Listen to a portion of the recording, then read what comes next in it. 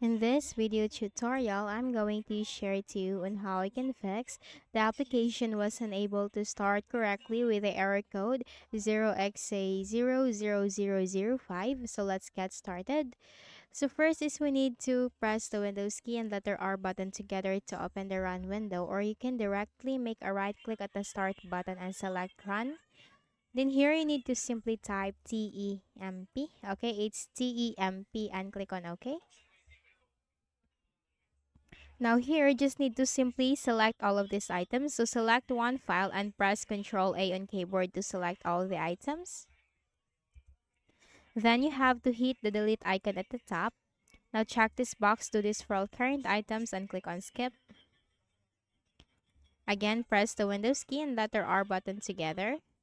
This time you need to type percentage TEMP percentage and then click on OK.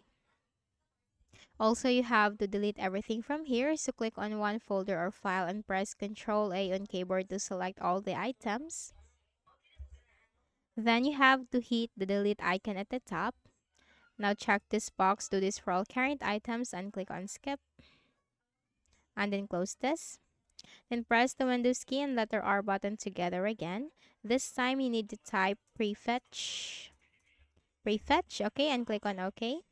And delete also everything from here. Then for the next method, go ahead in the Windows search bar and type CMD. Now you have to click on Run as Administrator in the right pane. Type in here SFC space / scan now. SFC space / scan now, hit enter.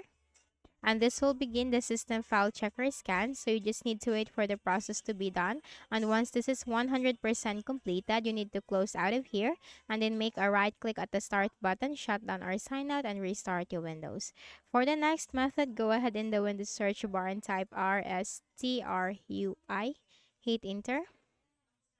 And this will open the system restore command, or system restore window, not command. Then here we just need to simply click on choose a different restore point and click on next. Now you can go with the latest version from here, or with the latest. From here, you have the date and time, so you will know what is the latest one. So you just need to choose the latest one for to restore your computer to the state it was in before the selected event, and then you have to click on next, and that will start the system restore. So you just need to wait for the process of system restore to be done. Okay, so that's it.